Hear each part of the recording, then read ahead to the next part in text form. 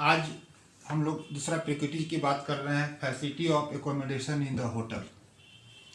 Employer अपने employ को रहने के लिए होटल की सुविधा देती है, उसका वैल्यूएशन हम लोग कैसे करेंगे, इसके संदर्भ में जो रूल है यहाँ देख रहे हैं हम दो कैटेगरी में बांट रहे हैं।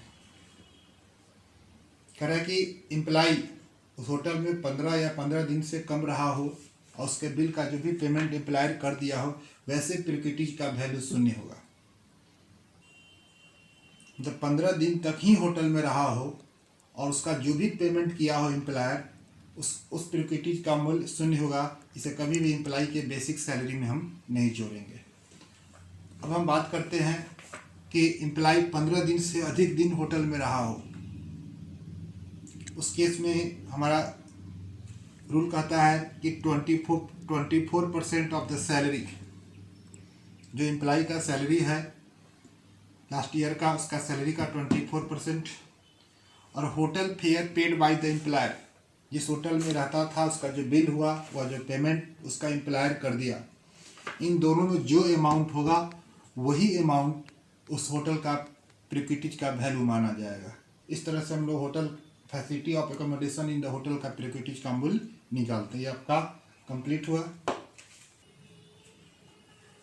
अब सेकेंड हम facility of accommodation in the medical perquisites की बातें कर रहे हैं। कई बार एम्प्लॉयर अपने एम्प्लॉय के अच्छे स्वास्थ्य के लिए कुछ उस पर खर्च करती हैं।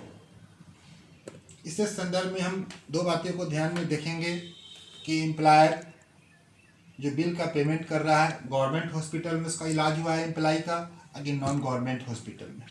कह रहा है कि गवर्नमेंट हॉस्पिटल में उस एम्प्लॉय का ट्रीटमेंट हुआ, ट्रीटमेंट के उपरांत जो भी बिल हुआ वह एम्प्लॉयर उसका पेड कर दिया, तो वैसे प्रिक्विटीज का मूल्य क्या होगा, नील हो जाएगा। मैं फिर से एक बार बताना चाह रहा हूँ कि एम्प्लॉय का ट्रीटमेंट गवर्नमेंट हॉस्पिटल में हुआ हो और उसके बिल का पेमेंट उसका एम्प्लॉयर कर दिया हो, वैसे प्रिक्विटीज का मूल्य हमेशा क्या होगा, शून्य, कभी उसके सैलरी में नहीं जोड़ेंगे। अब बात करते हैं नॉन गवर्नमेंट हॉस्पिटल।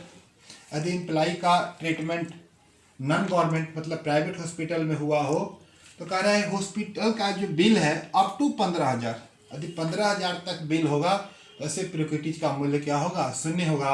और हॉस्पिटल बिल मोर देन 15,000, 15,000 से अधिक होगा तो आपके लिए क्या होगा, टैक्सेबल होगा। इस प्रकार से ये भी हमारा मेडिकल एकोमोडेशन फैसिलिटी भी कंप्लीट हुआ। मैं इसे थोड़ा और एग्जांपल के द्वारा क्लियर कर देना चाहता हूँ। जैसे कोई व्यक्ति पारस हॉस्पिटल में ट्रीटमेंट कराता है और उस हॉस्पिटल का जो बिल है 15,000 रुपया आया और बिल का पेमेंट एम्प्लॉयर कर दिया, तो ऐसे प्रिक्विटीज का मूल्य नील हो जाएगा। सपोज डैट कि उसका बिल 28,000 रुपया आ गया, तो 15,000 रुपया से ज़्यादा हुआ, तो 15,000 रुपया तक तो टैक्स फ्री होता है, तो 28,000 में से 15,000 घटा देंगे, 13,000 रुपया ही उसके बेसिक सैलरी में ऐड होगा। ठीक है ना।